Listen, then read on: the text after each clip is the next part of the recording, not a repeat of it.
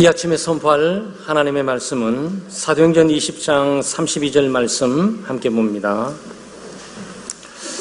사도행전 20장 32절 한 구절인데요, 함께 한 목소리로 낭독하겠습니다. 지금 내가 여러분을 주와 및 그 은혜의 말씀에 부탁하노니 그 말씀이 여러분을 능히 든든히 세우사 거룩하게 하심을 입은 모든 자 가운데 기업이 있게 하시리라. 아멘.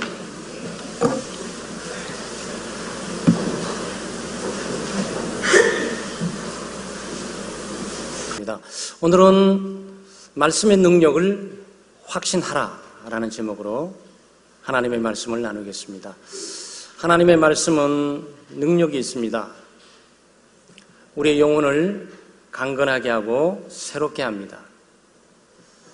죄를 깨닫고 회개하도록 합니다. 믿음 없는 우리들에게 믿음이 생기게 하고 그 믿음이 성장하고 믿음이 유지될 수 있도록 해줍니다. 타락하고 오염된 세상 가운데 거룩하고 경건한 삶을 살 수 있도록 해줍니다. 보이지 않는 하나님을 보게 하고 보이지 않는 하나님의 나라를 붙들 수 있도록 해주는 것, 바로 이것이 하나님의 말씀입니다. 하나님의 음성을 듣게 하고 또 우리의 삶에 위로와 격려를 주고 용기와 담대함을 주는 것, 바로 이것이 하나님의 말씀입니다. 이 땅을 살아가면서 우리가 무엇을 해야 되는지 알려주는 게 하나님의 말씀이고, 또 어디로 가야 하는지 방황하는 우리들에게 가야 될 바를 알려주는 게 하나님의 말씀입니다. 무엇보다도 소망이 없는 이 세상, 절망적인 세상이죠. 이런 세상 가운데 하나님의 나라를 소망하고 살아갈 수 있도록 해주는 게 하나님의 말씀이에요. 예수 믿는 사람들은 하나님의 말씀과 더불어 살아가야 되고, 또 말씀을 믿고 살아가야 되고, 말씀을 따라 살아가야 되고, 말씀을 행하고 살아가야 됩니다. 오늘 바울 사도는 에베소 교회에 있는 지도자 장로님들을 소위 에베소에 있는 끝에 있는 밀레데 항구에서 환영 이런 것들을 의식을 하면서 지금 하나님의 말씀을 전해주고 있습니다. 옛날에는 여러분이 아니고 너희를 이렇게 표현되어 있어요. 내가 너희를 주와 및 그 은혜의 말씀께 부탁하노니 그 말씀이 너희로 능히 든든히 세우사 거룩해 하심을 입은 모든 자 가운데 기업이 있게 하시리라. 아마 그리스도 안의 생활 가운데 제자 훈련의 두 번째 파트에 있는 내용을 아마 여기 훌륭하게 훈련을 잘 받았던 분들은 아마 기억하고 있을 거예요. 말씀에 의한 생활, 그 생활의 연장선에서 우리가 오늘 말씀의 능력을 확신합시다라는 제목으로 은혜를 나누고 있는 겁니다. 하나님의 말씀은 은혜의 말씀입니다. 오늘 바울 사도가 바로 하나님의 말씀에 대해서 표현하기를 바로 하나님의 말씀은 은혜의 말씀이다. 지금 내가 너희를 주와 및 그 은혜의 말씀께 부탁한다 그랬어요. 그러니까 하나님의 말씀은 은혜의 말씀으로 표현하는 거예요. 하나님의 말씀 자체가 은혜로운 거고, 이 말씀의 내용이 우리에게 거저주는 은혜로운 내용으로 가득 차 있고, 그렇습니다. 여러분, 하나님의 말씀이 여러분에게 은혜되는 것뿐만 아니고 은혜로운 말씀이라는 것을 알고 계십니까? 하나님의 말씀이 은혜가 되고 있으신가요? 말씀이 은혜가 된다는 얘기는 공짜로 주어진다는 거예요. 값 없이, 대가 없이, 거저 공짜로 주는 게 하나님의 말씀이에요. 이렇게 보게 될 때 하나님의 말씀이 얼마나 정말 귀하고 복된지 모릅니다. 무엇보다도 세상은 정보화 시대 아니겠습니까? 네, 정보를 누가 빨리 가지냐, 정확하고 유익되는 정보를 누가 빨리 접수해서 활용하느냐에 따라서 인생의 승부가 갈라질 수 있죠. 예를 들어서 가리봉동 28, 바로 우리 교회 바로 앞에, 교회 전체를 말하는 거죠. 거기에 한 달 후에 땅값이 한 평당 1억씩 간다. 그런 순간 생각들이 확 달라지잖아요. 그 정보의 정확성도 그러지만 그 정보의 내용, 정보의 유익성은 우리에게 얼마나 귀한 것인지 모릅니다. 미국의 워런 버핏이라는 분이 계세요. 네, 이분은 투자의 귀재입니다. 이분이 투자를 했다고 하면 돈을 벌죠. 그래서 많은 분들이 이 투자의 귀재 워런 버핏이라는 분과 함께 정심을 함께 하고 싶어요. 그런데 함께하는 정심값을 내는 비용이 몇 억에 달합니다. 정심 함께 하려면 한 8,000원, 또 약간 제대로 되려면 10,000원이면 되잖아요. 근데 정심 함께 하려면 몇 억이 드신다고. 그래야 그 사람과 정심 한 끼를 할 수가 있어요. 그러면 왜 몇 억씩 들여가면서 워런 버핏은 그 사람과 정심을 한 끼 먹고 싶냐? 그 사람 얼굴 보려고 그런 것이 아니고, 그 사람에게 사진 한 장 찍으려고 그런 것이 아니고, 그 사람에게 투자하는 중요한 정보를 얻고 싶은 거예요. 몇 억을 투자해서 정심을 같이 하지만 그 사람이 가르쳐준 정보를 가지고 수십억을 벌 수가 있으니까 그렇게 하는 거란 말이에요. 여러분, 세상에 주어지는 정보도 이처럼 가치 있게 여기면서 귀하게 여기고 대가를 집어넣어서 돈을 주고 사야 되는데, 하나님의 말씀이 워런 버핏의 정보보다도 못하냐고. 이 말씀 속에 있는 내용은 무엇입니까? 바로 죄의 용서함뿐만 아니고 사람들의 영혼의 구원과 하나님의 나라에 대한 비밀들로 가득 차 있어요. 하나님의 나라에 보이지 않는 금은 보화가 이 말씀 가운데 주어지는 정보 속에 가득 차 있다고. 그런데 이 정보를 넣는데 돈 주실 필요가 없다는 거예요. 그저 주시는 거예요. 그저 듣게 하시고 그저 읽게 하시고 공짜로. 그리고 여러분이 어마어마한 정보, 하나님의 나라의 관계에 있는 창고의 보물 모두 덩어리를 여러분이 늘 가슴에 담고 여러분의 집에 한두 곳씩 다 있는 거예요. 그래서 하나님의 말씀, 성경은 은혜의 말씀이에요. 누구든지 그저 남녀노소 빈부귀천 유무식을 관여하지 않고 누구에게나 공짜로 그저 준단 말이에요. 그런 측면에서 하나님의 말씀은 은혜의 말씀이에요. 여러분, 은혜 받는다 그러는데 은혜를 멀리서 찾지 말고 성경 자체만으로 감격하셔야 돼요. 이 자체가 주어지는 것만으로 하나님의 큰 은혜예요. 이게 은혜의 말씀이에요. 이거는 거저 주을 뿐만 아니고 대가 없이 공짜로 하나님께서 듣도록 하시고 읽도록 하시고 공부하도록 하신단 말이에요. 뿐만 아니고 이 속에 들어있는 내용이 전부 공짜예요. 죄사함을 받는데 돈 내라고 하지 않아요. 영혼 구원을 받는데 돈 내라고 하지 않아요. 하나님의 나라에 가는데 돈 내라고 하지 않아요. 하나님의 나라에 가는 방법이 얼마나 귀합니까, 여러분? 옛날에는 미국의 비자를 받아가지고 미국의 영주권이나 시민권을 받기 위해서 한 10년을 기다리셔야 돼요.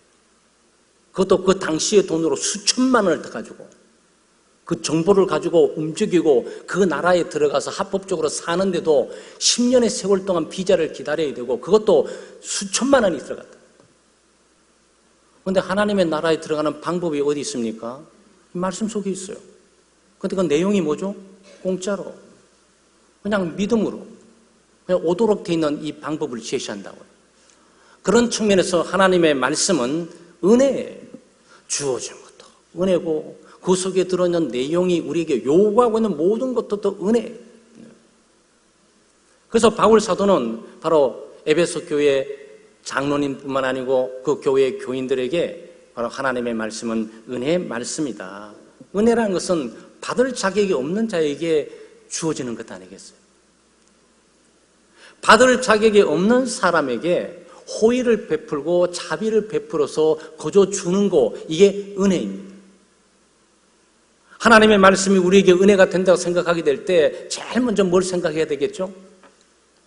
나는 하나님의 말씀을 가질 자격이 있나 생각하셔야 돼요.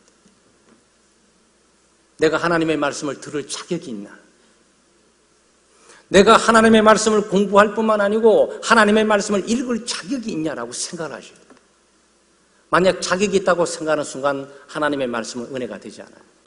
그 말씀은 은혜일 수가 없어요. 그런데 자격이 없는데 나 같은 죄인이 감히 구원을 받아서 하나님의 말씀을 들을 수 있도록 예배당에 앉아 있는 것, 그것만으로 그게 은혜가 되는 거예요.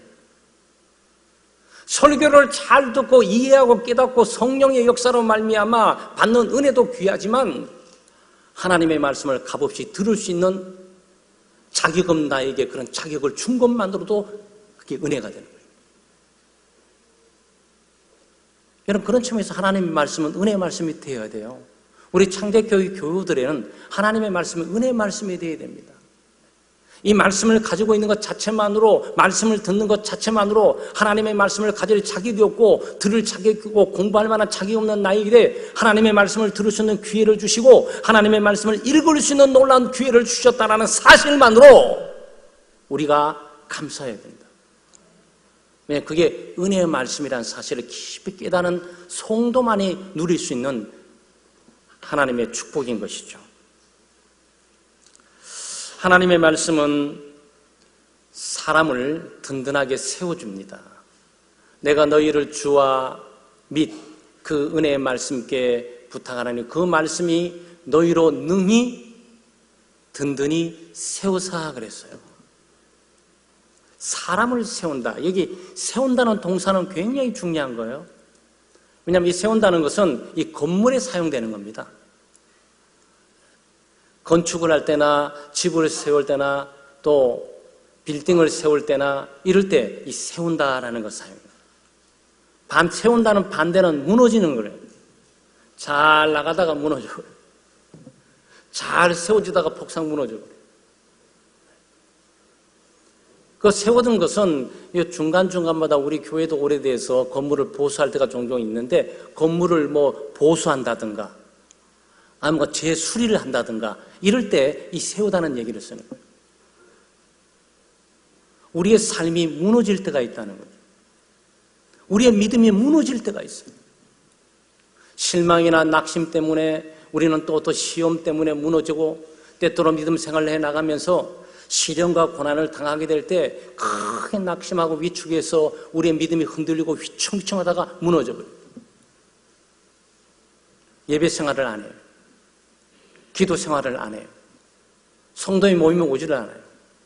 예배에 오지를 않아요. 다 무너져버렸어요. 믿음도 무너지고 삶도 무너지고 신앙생활도 무너지고 하나님과의 관계도 무너지고 사람 관계에도 무너지고 다 무너져버려요.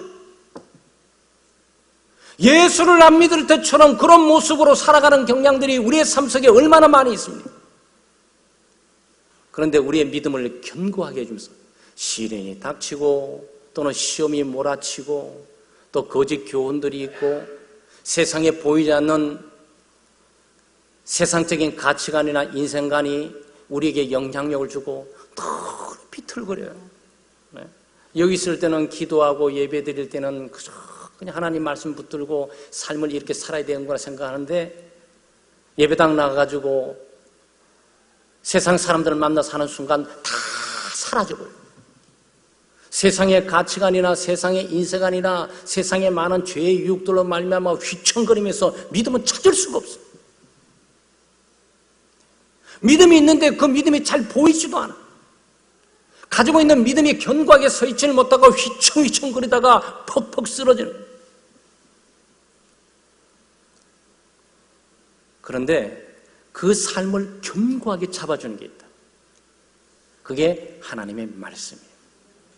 말씀이 우리의 믿음을 견고하게 만들고 말씀이 우리의 믿음을 힘있게 만들고 새롭게 만들고 말씀이 우리의 삶의 가치관을 견고하게 만들고 세상적인 다양한 세속주의적인 사고방식이나 인생관이나 가치관에 위협쳐 몰아쳐도 그 중앙에서 굳게 서서 견고하게 흔들림이 없이 나갈 수 있도록 해주는 게 하나님의 말씀이에요. 또 죄의 유혹은 얼마나 많습니까? 욕심에 의해서 탐욕에 의해서 죄의 유혹을 받기도 하고 그 유혹에 의해서 쓰러지고 넘어지기도 할 때마다 하나님께서 견고하게 말씀이 바로 그 죄의 유혹을 막아줘요. 말씀이 죄의 유혹을 극복할 수 있도록 해줍니다. 말씀이 죄의 유혹을 견고하게 방어할 뿐만 아니고 마주쳐 나갈 수 있도록 도와주고 힘을 줘요. 그게 하나님의 말씀이에요. 개인뿐만 아니고 공동체적으로 말이죠.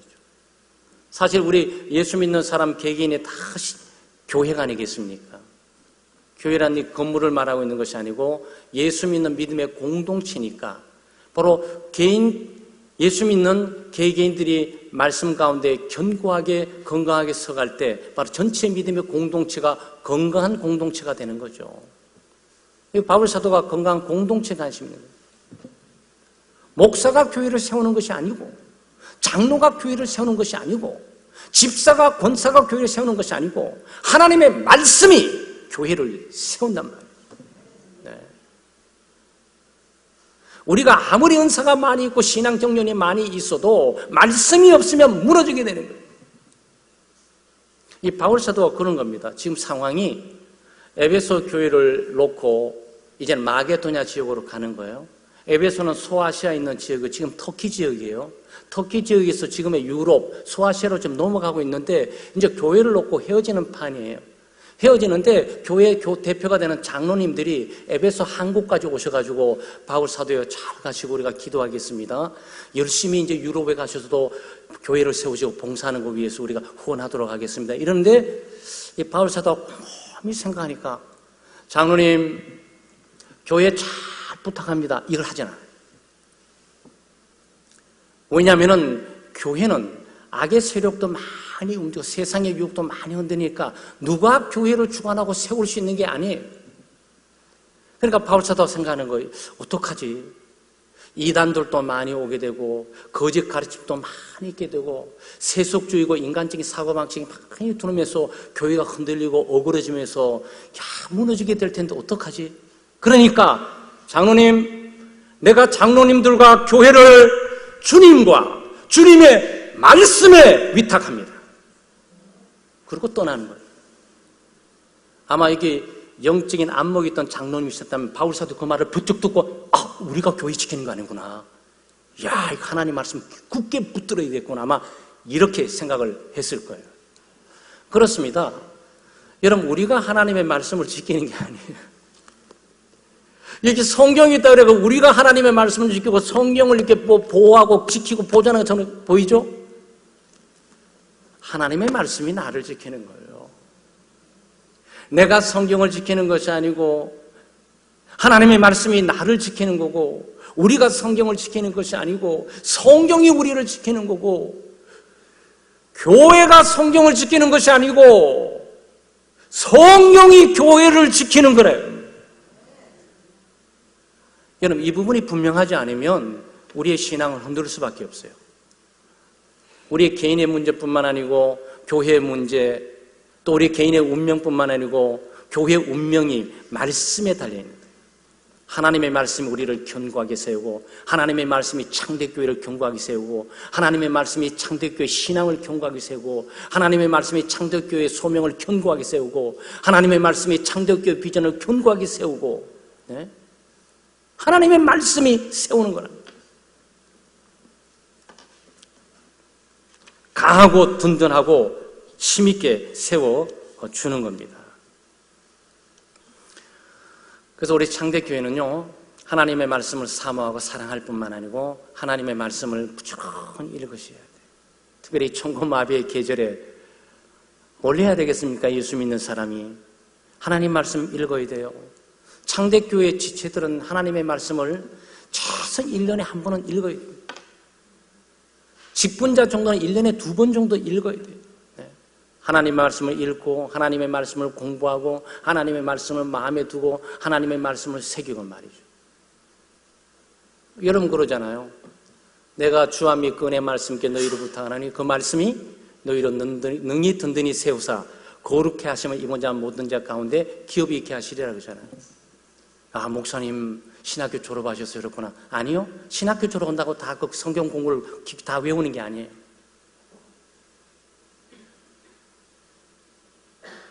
목사님들 다 그럴 거라고요? 아니요. 목사님들이 다 성경을 외우고 있는 게 아니에요.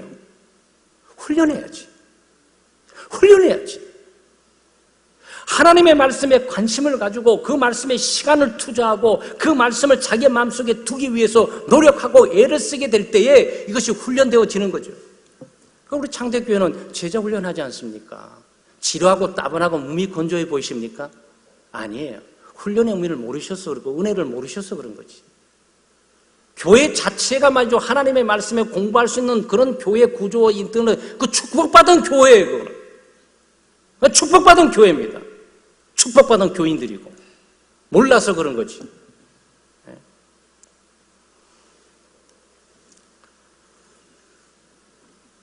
시편 119편 11절에 내가 주께 범죄치 아니하려 주의 말씀을 내 마음에 두었나이다. 시편 119편 9절에 청년이 무엇으로 그 행실을 깨끗게 하리요 주의 말씀을 따라 삼갈 것이니라 그랬어요. 시편 기자는 말씀을 사랑하면서 청년이 무엇으로 그 행실을 깨끗게 하실까? 주의 말씀을 따라 삼가다. 주의 말씀이 우리를 깨끗하게 하고 정결하고 거룩하게 하고 하나님의 말씀을 공부하고 하나님의 말씀을 마음에 두고 있으니까 이 첩다한 생각들이 들다가도 하나님의 말씀이 딱딱딱 걷어치면서 막아준다. 사랑하는 여러분, 그걸 경험하고 계세요? 경험하셔요. 그게 얼마나 귀한지 몰라요. 사람이 얼마나 마음이 허망한지 모릅니다. 생각이 얼마나 허망한지 몰라요. 그 사회 신분 지위 높고 낮으면 관계없습니다. 돈 많이 벌고 돈 적게 벌고 출세하고 성공하는 관계없어요. 사람은 험한 거예요. 늘 죄질 생각으로 가득 차 있어요. 육신의 정욕과 안목의 정욕과 이생의 자랑으로 가득 차 있어요. 하나님의 말씀만이 그 육으로부터 방어하고 가지를 쳐주고 하나님의 말씀을 붙들도록 진리 가운데 살도록 해주시는 거예요. 내가 주께 범죄치 아니하려 주의 말씀을 내 마음에 두었다 그랬어요. 하나님의 말씀을 여기다 두는 게 아니고 오늘 말씀의 능력을 확신하러 그 말 듣고 와서 이게 아니고요. 그 말씀을 딱 해서 듣고 마음속에 새겨두는 거죠. 여러분 여기에 듣잖아요. 이런 한 구절 정도는 외우셔야 돼요. 하루 종일 묵상하고 화장실 왔다 갔다 정신 십사하시면서 외우셔야 돼요. 그래야 그 말씀이 마음속에 있는 거예요. 내가 주께 범죄치 아니하려 주의 말씀 내 마음에 두었나이다. 이런 것들을 마음에 두는 거죠. 청년이 무엇으로 행실을 깨끗게 하실까? 주의 말씀을 따라 삼갈 것이냐? 마음에 두는 거예요. 성경 구절 일일이 하나하나 다 외우지 못해서 내용 자체를 마음속에 새겨두는 거죠. 사랑하는 여러분, 하나님의 말씀은 능력이 있어요. 우리의 생각을 지켜줍니다. 우리의 마음을 지켜줘요. 우리 삶을 거룩하게 정결하게 우리 마음을 깨끗하게 해요. 마음이 청결한 자는 뭐라고요? 예수님께서 마음이 청결한 자는 하나님을 볼 거라. 얼마나 놀라운 일입니까? 하나님을 보는 사람들이 있어요, 이 세상에. 왜 그런지 아세요? 하나님의 말씀을 마음에 두고 마음이 청결하게 하는 그 말씀의 능력이 우리 마음속에 죄악된 걸 다 제거함으로 우리가 마음을 청결한 것을 하나님을 보게 되는 거예요. 그 예수 믿는 사람들이 그 경험을 다 한 거예요. 그 경험의 은혜를 누리고 살아가는 거고 말이죠. 이 천고마비의 계절, 그야말로 말만 살찌면 안 되잖아요. 우리 먹고 마시고 입는 문제는 많이 해결됐고 너무 많이 먹어서 비만을 조심해야 될 이런 단계까지 오게 됐는데, 그렇지만 영혼은 피폐해서는 안 되잖아요. 우리 영혼이 좀 살쪄야 돼요. 영혼이 좀 기름져야 돼요. 영혼이 좀 건강해야 돼요. 영혼이 좀 탄탄해야 돼요. 그것은 하나님의 말씀을 통해서 가능한 거죠. 그래서 혹시 우리 1년 통독 성경 공부 이렇게 문답지 하는 분들 가운데 중단하신 분들이 있다면 다시 시작하세요. 성경 읽다가 지쳐가지고 한 서너 일주일 동안 넘게 되면 이제 끝났구나. 나 이게 한동안 하긴 틀렸어. 포기해버린 분들 다시 시작하세요. 하나님의 말씀을 귀에 있을 때마다 공부하시고 들으시는 귀에 들으세요. 그 말씀이 우리의 삶을 거룩하게 하고 세상의 유혹으로부터 우리를 지켜주고 생각을 청명하고 투명하게 만들고, 여러분 사람의 생각이 혼란스럽게 맑으면요 어떤 일에 집중하는 사람은 성공할 수밖에 없어요. 예수 믿는 사람들이 왜 성공하는 줄 아세요? 머리가 탁월하고 뛰어나는 것뿐만 아니고 마음이 깨끗하고 정신이 맑으니까 뭘 해도 집중력이 되고 잡다한 생각이 없어. 고민과 염려, 걱정에 치우치면서 거기 헤매지를 않아. 하나님의 말씀이 그를 견고하게 붙들고 믿음 가운데 견고하게 세우고 마음을 깨끗하고 생각을 정결하게 하기 때문에 자기가 하고 있는 일들의 의미들을 깨달을 뿐만 아니고 어디서 시작해서 어디로 끝날 것이며 어떤 시간을 투자해서 어떤 힘을 가하는지를 알게 되는 거예요. 그 집중적으로 그 일을 하다 보니까 되는 거 아니겠습니까? 하나님의 말씀은 기업이 있게 합니다. 거룩해 하심을 입은 모든 자 가운데 기업이 있다. 여기 기업은 유산이고 상속이 있다 그랬습니다. 하나님의 말씀은 우리에게 상속을 가져다 주는 거예요. 하나님의 말씀은 우리에게 하나님 나라의 기업을 우리에게 가져다 주는 겁니다. 누가? 거룩해 하심을 입은 모든 자 가운데. 여기에 거룩해 하심을 입은 자란 여러분과 저를 말하는 거예요. 예수 믿는 사람을 말하고 있는 겁니다. 성령의 역사로 죄를 깨닫고 죄를 회개하고 자백하고 예수 그리스도를 구주로 주님으로 모시고 마음에 두고 살아가고 그의 말씀을 따라 순종해 살아가면서 죄를 극복하고 죄를 피하면서 하나님께로 점점 가까이 나가는 거듭난 삶, 새 생명의 사람들, 하나님의 백성들, 거룩한 무리들, 바로 여러분과 저를 향해서 성도들이라고 불리는 사람들, 그 사람들이 하나님의 말씀을 따라 살아가게 되면 반드시 하나님 나라의 상속, 기업을 얻게 된다는 거예요. 그 말씀대로 가야 돼요. 아무리 운동선수가 열심히 잘하고 열받아가지고 뛰어봐도 법을 어기면 그건 소용없어요. 여러분 그렇지 않습니까? 여러분과 제가 이리 뛰고 저리 뛰고 열심히 노력하는데 나중에 다 와보니까 하나님의 법대로 한 게 아무것도 없어. 전부 불법이야. 불법은 원천 봉쇄되면서 처음부터 다시 시작이에요. 그러니 얼마나 무섭냔 말이죠. 그래서 우리는 하나님의 말씀을 따라 경주해야 되는데 말씀을 따라 살아가게 되면 하나님께서 우리에게 기업을 있게 하시고 기업을 주시는 거예요. 여러분 기업이 뭡니까? 기업은 영원한 생명, 부활의 생명, 하나님의 나라를 말하는 거예요. 구약 성경이 꽤 내용이 많죠? 구약 성경 전체 내용이 말하는 거 딱 하나예요. 하나님의 나라에 대해서 말하는 거예요. 하나님의 나라, 하나님의 백성에 대해서 말하는 거예요. 신약 성경도 제법 좀 돼요? 신약 성경도 딱 하나를 말해요. 하나님의 나라에 대해서 말하는 거예요. 하나님의 나라가 우리의 기업이에요. 우리는 하나님의 나라에 들어갈 뿐만 아니고 하나님의 나라를 소유하게 될 것이고 하나님 나라의 모든 것들을 완전하게 누리게 된다. 그게 하나님께서 예수 그리스도를 믿는 모든 백성에게 주어지는 약속이자 복이에요.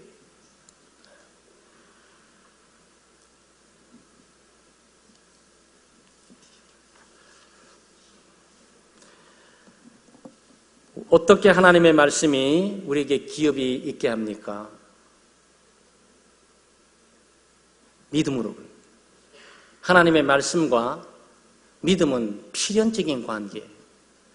그러니까 믿음이 어떻게 생깁니까? 믿음은 들으면서 나며 들음은 하나님의 말씀으로 말미암다. 하나님의 말씀을 들을 때 믿음이 생긴다는 거죠. 그러니까 예수는 옛자도 모르면서 기독교 신앙을 전혀 모르는 분이 어느 날 교회 부름을 받고 와가지고 앉아있다가 갑자기는 눈을 번쩍 떠요. 하나님의 말씀을 듣는 순간 불신과 불순종, 하나님에 대한 회의, 보이지 않는 것에 대해서 불신, 이런 것들이 다 사라지면서 그게 믿어지는 거예요. 하나님의 말씀을 들을 때 성령께서 역사해서 믿음을 주세요. 참 신기하죠. 그래서 믿음은 하나님의 선물이에요. 믿음은 내가 만들어내는 게 아니에요. 믿음은 자기 체면이 아닙니다. 자기 신념이 아니에요. 자기 의지가 아닙니다. 이 믿음은 하나님께서 주시는 약속의 선물이에요. 그러니까 하나님 말씀을 듣게 될 때 듣다 보니까 이상하게 믿음이 생기는 거예요. 의심이 다 사라지면서 예수 그리스도 그냥 믿어줘요. 그렇게 안 믿으려고 발부동 치면서 그렇게 기독교를 비판하고 공격하고 예수 믿는 사람들을 비웃고 조롱하던 내가 하나님의 말씀을 듣다 보니까 놀랍게 이 시간이 이 말씀을 통해 내게 믿음이 생기는 거예요. 그리고 지금까지 자기가 살아온 게 전부 가짜인 것이고 지금 말하고 있는 저 말씀이 진짜다라고 확인이 되는 거예요. 하나님의 말씀 우리에게 그렇게 믿음을 주잖아요. 근데 그 믿음이 놀랍게도 주어지는 약속의 말씀을 견고하게 붙들어요. 그 믿음이 하나님의 말씀을 이해하게 만들고 하나님의 말씀을 깨닫게 만들고 하나님의 말씀이 주신 약속의 내용이 무엇인지를 알게 하고 그 약속의 내용들을 내 것으로 가지고 오면서 견고하게 붙들 수 있도록 해주는 거예요. 그래서 하나님의 말씀과 성경은 상호 작용되고 있어요. 성령께서 하나님의 말씀을 통해 역사하고 성령께서 믿음을 통해서 역사해요.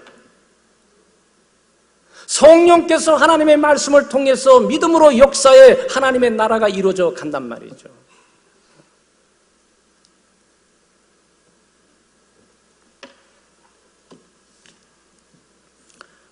그러니까 성경 말씀은 믿는 만큼 아시는 거예요. 여러분 신앙 경력이 하나님의 말씀을 이해시키는 게 아니고요.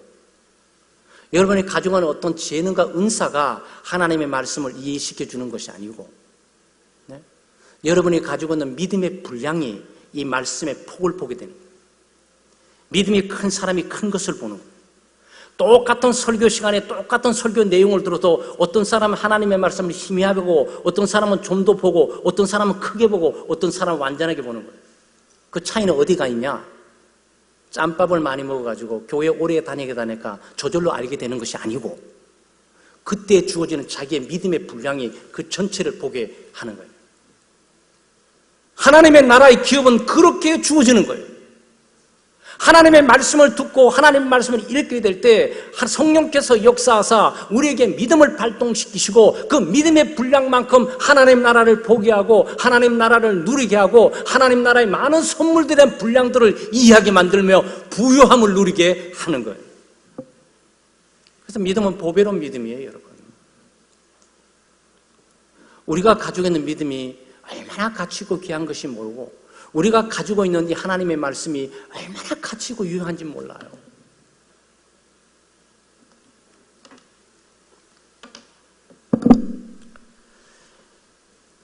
데살로니가전서 2장 13절 말씀에 이러므로 우리가 하나님께 쉬지 않고 감사함은 너희가 우리에게 들은 바 하나님의 말씀을 받을 때 사람의 말로 아니하고 하나님의 말씀으로 받음이니 진실로 그러하다.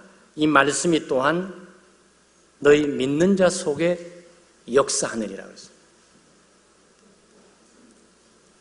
하나님의 데살로니가 교인들이 하나님의 말씀을 받을 때 바울 사도가 전하구나라고 김동민 목사가 전하고 듣지 않고 하나님의 말씀으로 받는 믿음을 갖고 있었어요. 이게 중요한 거예요.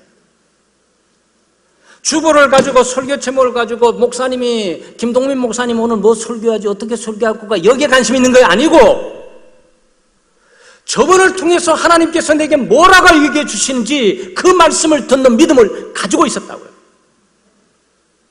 그래서 바울 사도가 너무 감사해서 데살로니가 교인들에게 야 하나님의 말씀을 받는데 내가 전한 말로 듣지 않고 하나님이 얘기하는 말씀으로 듣는 저 믿음이 무엇이냐. 그 믿음이 복된 믿음이에요.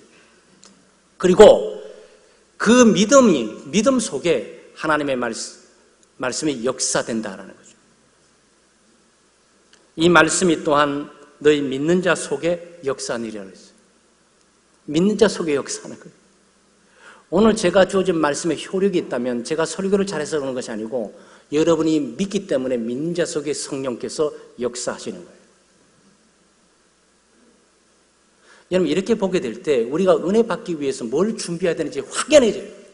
그것은 하나님의 은혜를 삼하는 하나님의 말씀을 기대하고 사모하고 하나님의 말씀에 귀를 기울이는 열린 마음의 믿음이 우리에게 필요한 거예요.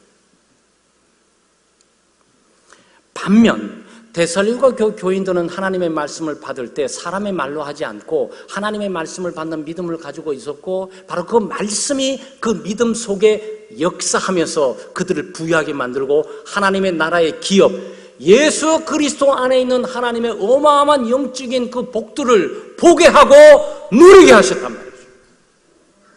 그런데 반면 히브리서 있는 기자들은 독자들은 좀 달라요.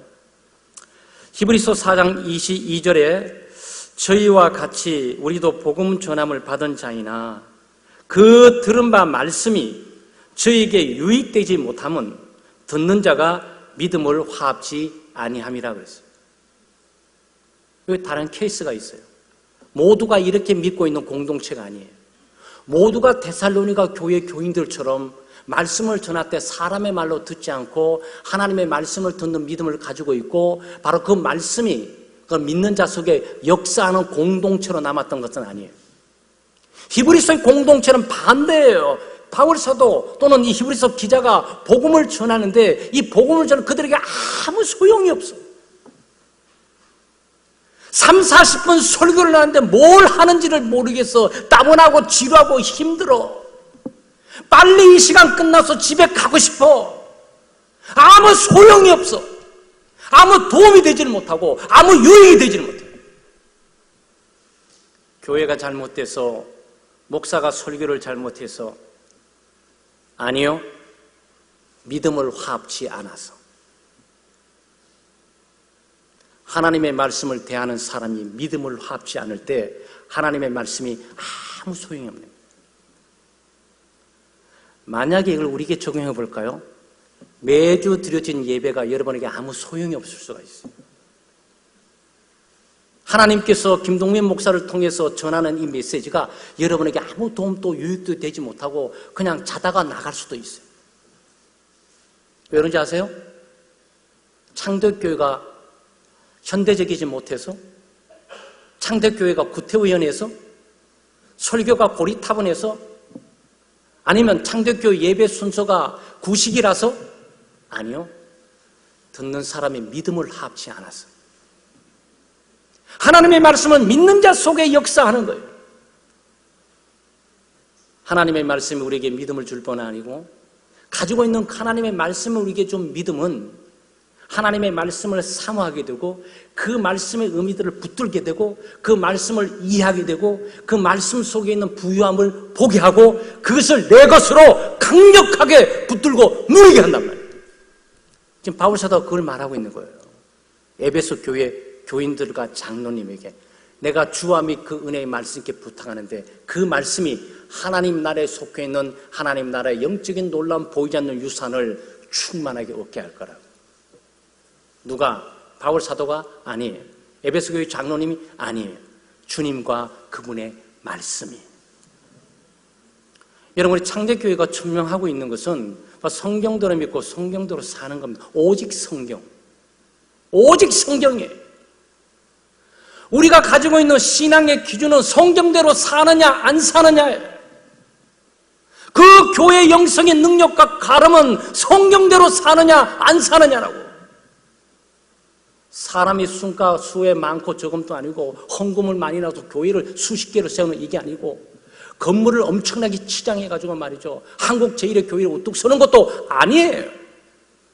교회가 교회다운 것은 하나님의 말씀, 이 말씀 가운데 강력하게 쓰고 이 말씀에게 주어지는 하나님의 약속의 기업을 풍성하게 알고 누리는 거죠. 그러니까 여러분, 하나님의 가지고 있는 믿음과 또는 하나님의 말씀을 통해서 지금 하나님의 나라의 커튼을 약간 제끼고 보신 거야, 지금. 완전하게 보는 그날이 오고 있다고.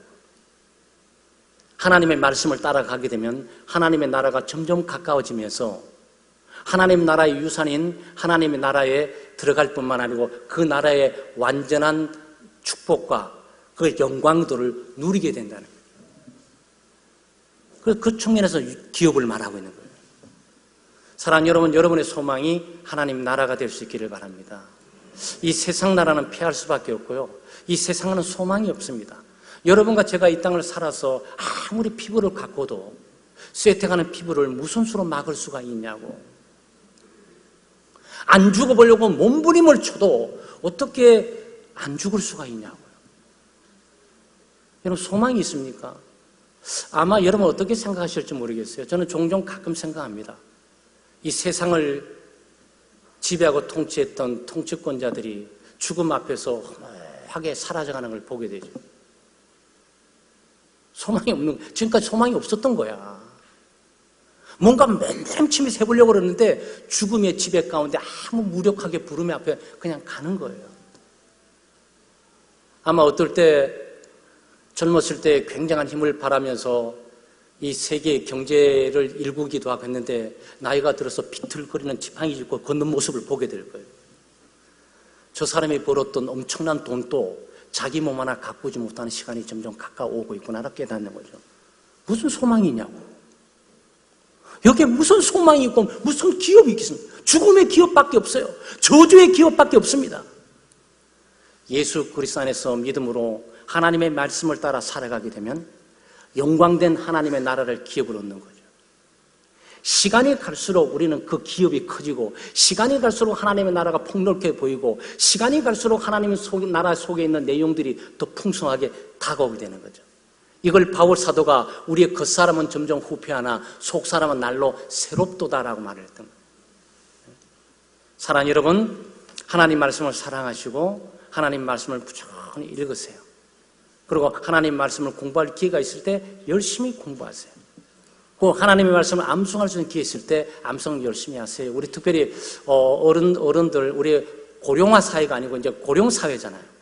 그래서 어른들이 되시는데 어른들 다 늙었고 아무 쓸모 없고 아유 나는 아무래도 안 돼 이러지 마시고 성경 외우세요.